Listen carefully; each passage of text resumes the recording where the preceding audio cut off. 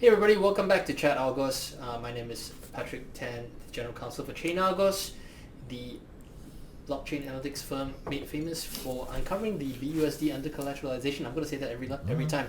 With me as usual is of course our CEO and Chief Data Scientist Jonathan Reiter. Thank you for taking the time out of your busy schedules to join us.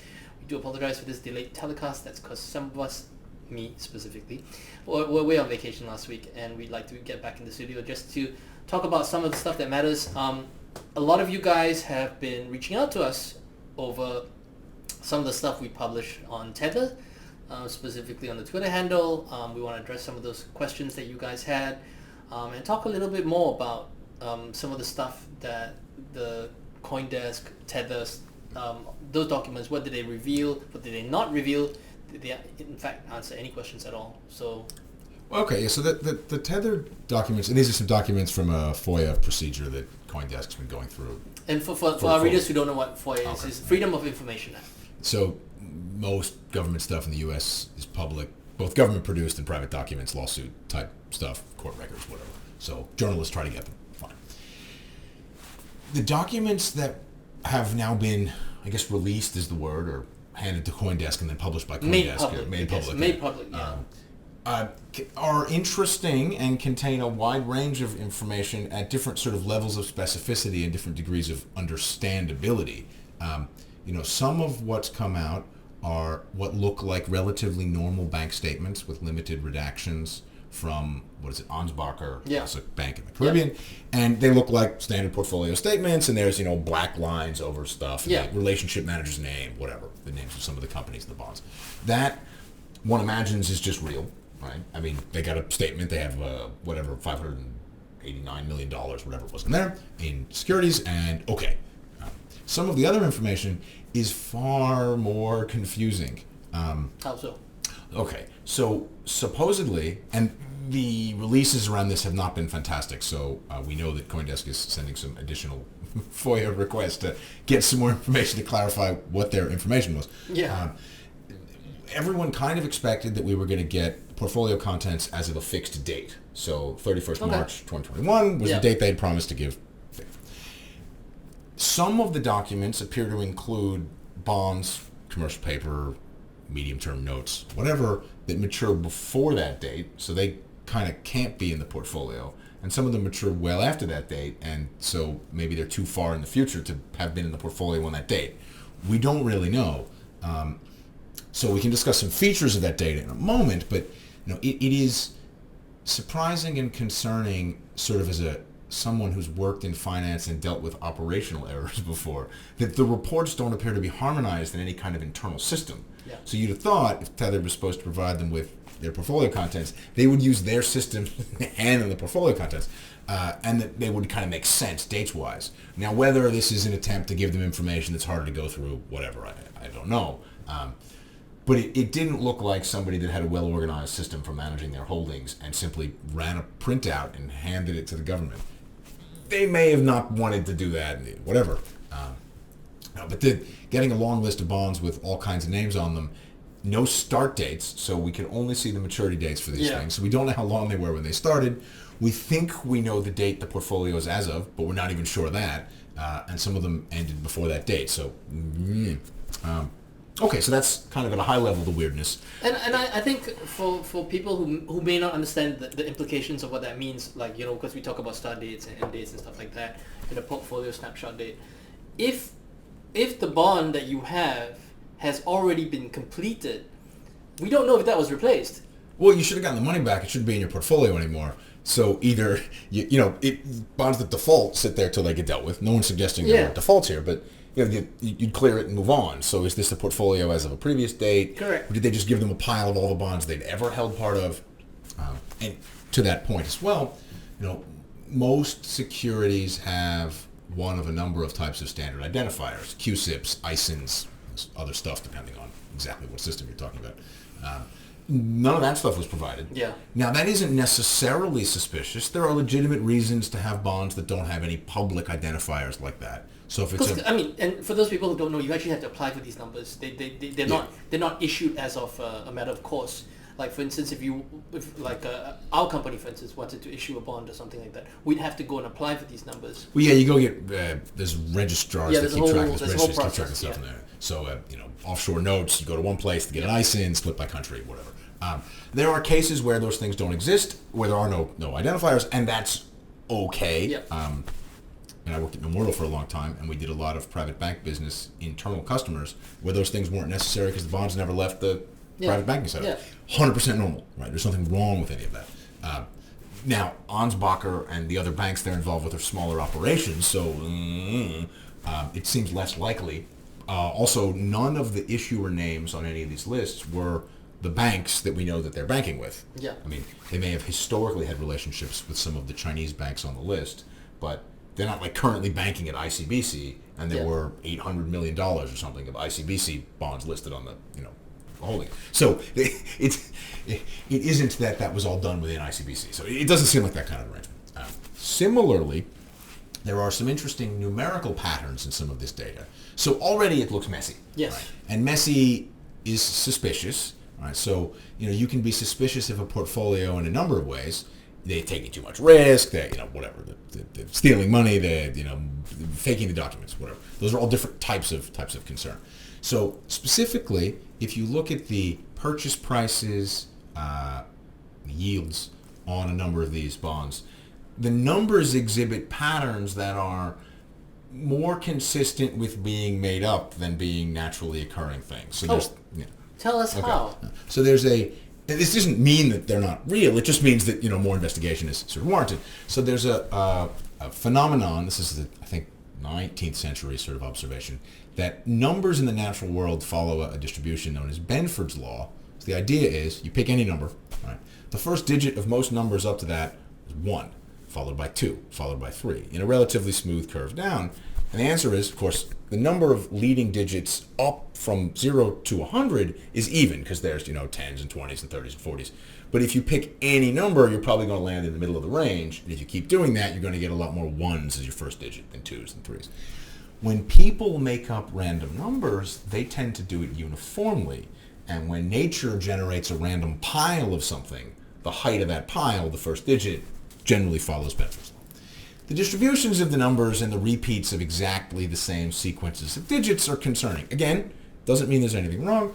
At the same time, for much of this period, 2020, 2021, these are all dollar securities, almost all dollar securities. Short dollar rates were numbers pretty close to 0. They were very stable, and you might expect to get the same numbers over and over. Do you expect to get the same number to 8 digits, which you're seeing some of here? Probably not as much, but there's less variability.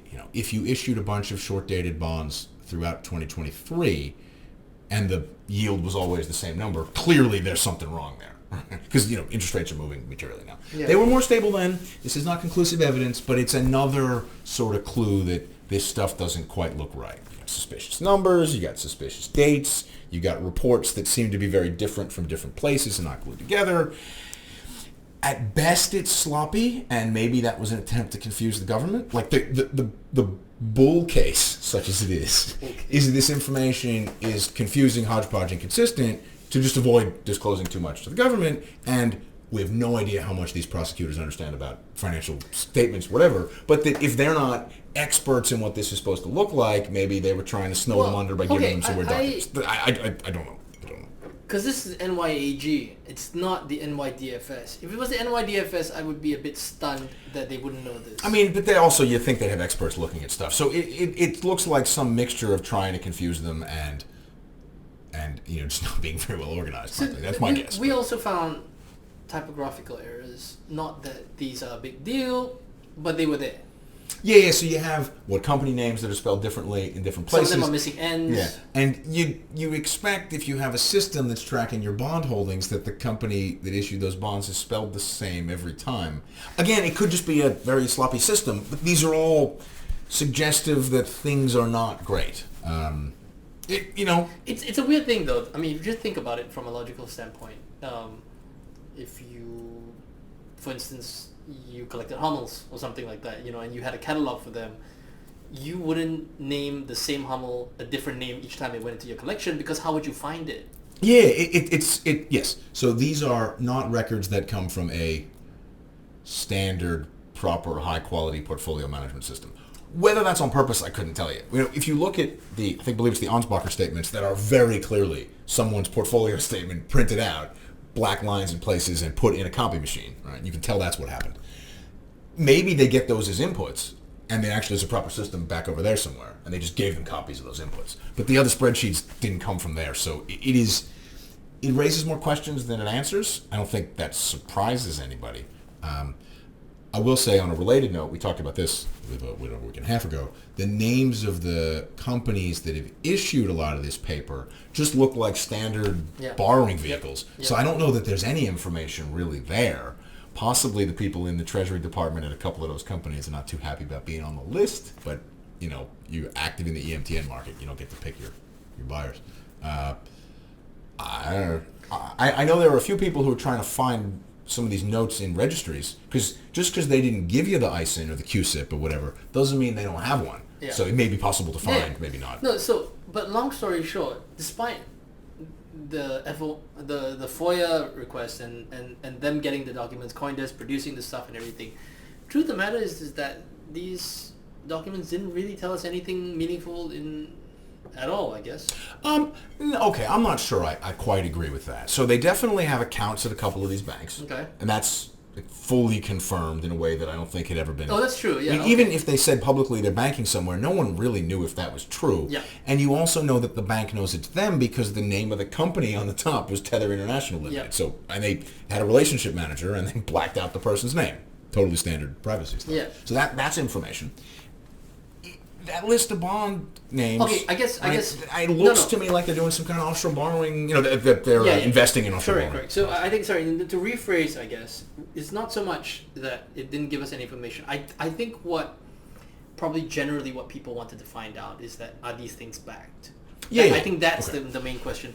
And to that end, I don't find that this information is necessarily useful or not useful. Look, there's a whole bunch of real dollars there. Now, if you think the total number of bonds, given the dates, can't actually have all been outstanding at the same time. Yeah. And the total amount of information that's come out is still less than the number of dollars they claim to have now. It's 2 years ago. So you're never going to get evidence of full backing. We have evidence there's a lot of dollars in banks that are proper banks. Now, by a lot, I mean hundreds of millions to billions. Maybe enough, maybe not, whatever. But certainly there are more specific questions that can be asked now. Nobody expected... I mean, you didn't think you were going to get a balance sheet that just had a red line with a hole in the amount of money that was missing. No one expected that. Yeah. We didn't get that. Fine. There's more questions to ask. More people who've seen stuff can probably piece things together now. So talking about that, we haven't seen a lot of redemptions of Tether. Yeah, there was not much going on for a bit. I mean, we've talked about, I think, the broader phenomenon that USDC has been dropping in market cap steadily for a long time, while many of the other stables, Tether in particular, trend up, because redeeming USDC is the easiest thing. So it looks as though maybe Tether's been hard to get money out of lately. Redemptions have restarted as of a few hours ago. Yep. On ETH, there's some chain swap action, whatever. But look, Tether doesn't onboard people easily, and the simplest way to get money out is to swap them, Curve, whatever, for USDC. Anybody with a Coinbase account can redeem USDC. And anybody with a Coinbase account is a pretty broad collection of people, right? And that still works fine. So yeah, you're seeing that dropping, Tether amounts going up. If you make redemptions difficult, people will, you can yell at them, you can argue with them, you can try to onboard with them, or you can just go to Curve, swap them for another thing, send it to an exchange, and redeem it. So path of least resistance is standard trading. It's fine. The true dollar has bucked that trend. We can come to that one in a minute a little bit. But it is not astonishing that if Tether puts the gates up, that the money ends up coming out of USDC instead. Tether seems to have made it impossible to redeem for a while. Or maybe nobody asked, right? We don't know. Yeah, it could be one of two things, right? Either...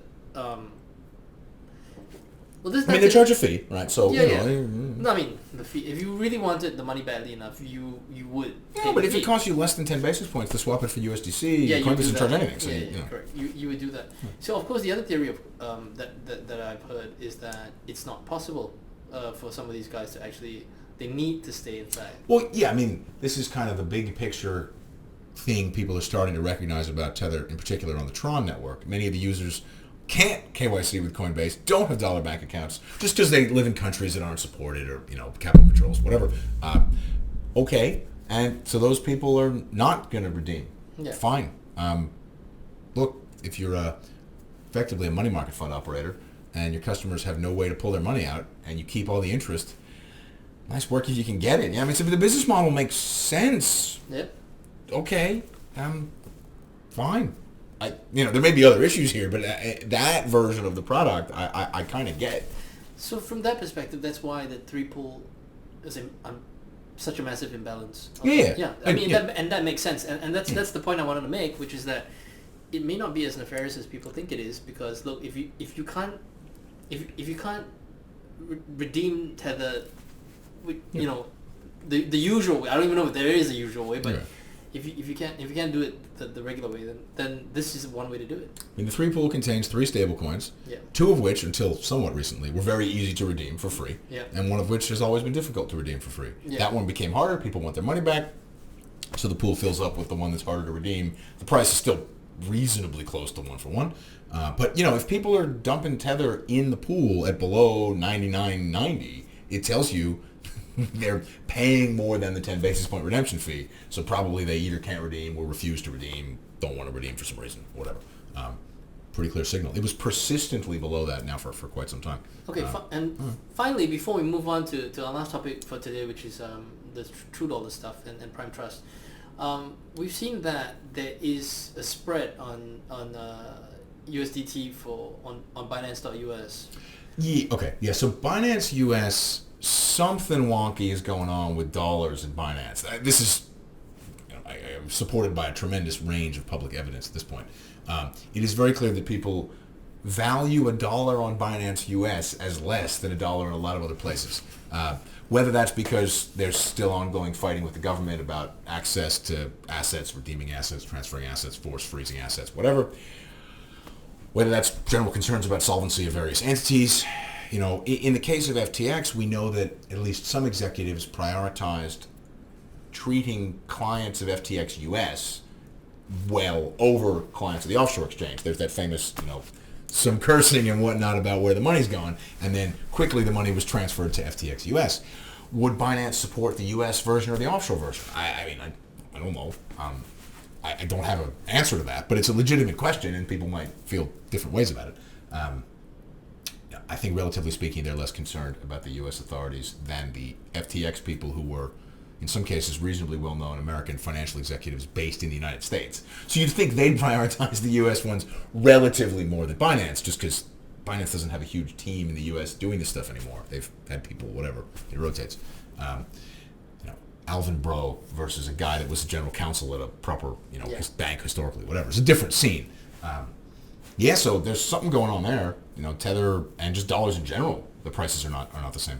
And people are not arbing it because they don't want to stuff too much money in Binance US. Yeah, and that's the whole point, right? I mean, people are not arbing it because it's a bit, there is the risk of a sort of like a Hotel California type situation where you could get in and you couldn't get out. Yeah, because at this point, you do have to question whether the government will give you your money back, right? So if there's a broker, exchange, in general, that goes under, people get their money back. If they're already being charged with weirdness and you're still transferring more money in, you may not get as much priority as you think, because the attitude may be, did you read the newspaper? Like you had a $500 million in this account to start with, you're up to $650. We're going to treat you with the $500, and it's.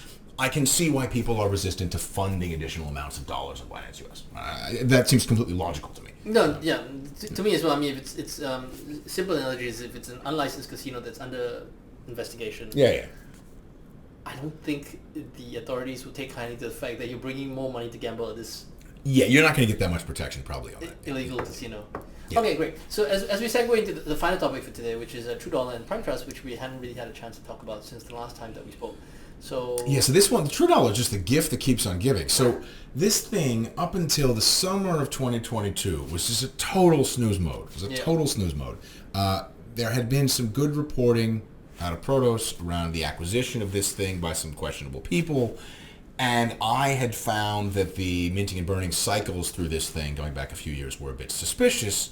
But beyond, I think I can call that niche reporting where I think I'm interested in their articles, they're interested in my articles, and nobody else cared. This thing was a minor stablecoin, nobody cared about it used, and it just kind of hummed along. And whether there was or was not some questionable money cycling through there, the question for the courts, right? To quote the Canyonero song for those Simpsons fans out there. Now that ever since these issues post FTX, Tether getting removed from places and whatnot, and it became Binance's primary trading vehicle, coin. It's in the news. People stare at that thing a lot now. And as of last week, their main or historically main trust and custody provider in Nevada seems to be getting shut down. And there is a wide range of issues there, some of which are very strange and have nothing to do with finance, but are a lot more about them being based in Las Vegas, I think it's fair to say. Sorry. And some of them are, more vanilla garden variety finance weirdness type problems. One of their software provider subsidiaries is filed for bankruptcy. Yep. So this is the thing that presumably builds their systems. And then there's lawsuits among the founders of that company and some of the founders of Prime Trust and some of the other people involved in various parts of this business for stealing, for misappropriating stuff. For one case, they were running their own personally owned NFT business on the side of the custody business without disclosing it to other parties. It's a whole mess. And all of that litigation is not new. It's actually been around for a while. Some of especially the one between the founders, that's been around for a while. Yes, that there were disputes. And look, business disputes, it's okay. No, this stuff happens. Yeah, that's okay. Now, you don't really want these kinds of disputes in your trust company, custody provider, right? This is supposed to be a reliable, sleepy, snooze mode business that doesn't do anything strange. They are turning out to be anything but that. There's some of these people seem to be involved in other businesses that are more Las Vegas only type things. So there was stuff that was providing payment services for sex workers, which, whatever, but you can see how if you do that in Las Vegas for a while, you're at least going to be adjacent to stuff that does cause difficulties, and, some of that seems to be causing trouble now as well. We're not taking a position on if any of these things is the right thing to do, just noting that Las Vegas contains a lot of gray area and otherwise businesses and flows of money and payment provider type things, and you can see how that might result in challenging issues for venture capital investments that disappeared. So Viva Las Vegas. Prime Trust seems to be out money. According to the state of Nevada, they were unable to honor some customer, I'm not sure redemptions is the right word, but they had a liability on their balance sheet. They were unable to, so whatever, they're missing something. They were unable to expunge, discharge. Yeah, they were unable to discharge certain of their obligations under certain liabilities. It's not quite the same as a redemption. I mean, I know it sounds the same, but functionally it works different. I've heard rumors of a wide variety of things going on. Ranging from, people just took the money to some keys were lost and they tried to cover it with their own money. They raised a 9-figure amount in venture funding right, to build the business, so they have a bunch of cash somewhere. But we saw interesting and conflicting statements where the True Dollar was claiming they were fine. There was no on-chain minting or burning activity for a while. So it seemed like, and then you'd see customers complaining on some of the chat rooms. You see people complaining that they can't redeem stuff, and they're saying it's all fine. And then there's court filings that the one I really liked was where they complained that you couldn't redeem, and then True Dollar comes back and says, oh yeah, but we've enabled minting. Minting is all good. Minting is all good. Yeah.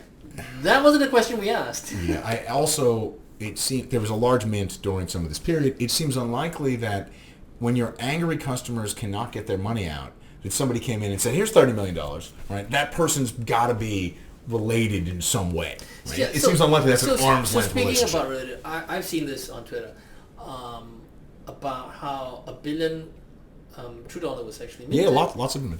And the $1 billion that was minted eventually made its way to Binance. So it was minted, True Dollar was minted, boom, straight to Binance. Well, so there's a lot of True Dollar that's been minted on Tron in the last, month or so, since the post-Silvergate signature, when the volume of this thing started going up, the market cap of this thing started going up, and it all ends up at Binance. Now, Binance is using that for their fee-free trading. It's their main stablecoin. So that doesn't, in and of itself, mean anything suspicious. And that's the point I was trying to make. Because when Binance made the True Dollar the primary pair, right? Do you recall that period of time? Once BUSD was had its inevitable demise, and then they made BNB, BTC, ETH. The main trading pair was against True Dollar, and then they removed any trading fees against it. Yeah. And so that's why we got where we are. So just in and of itself, and I mean we want to look at this stuff objectively. Just in and of itself, the fact that you mint a whole bunch of TUSD and it hits into Binance doesn't necessarily mean anything, because it could be that you're looking to trade, right?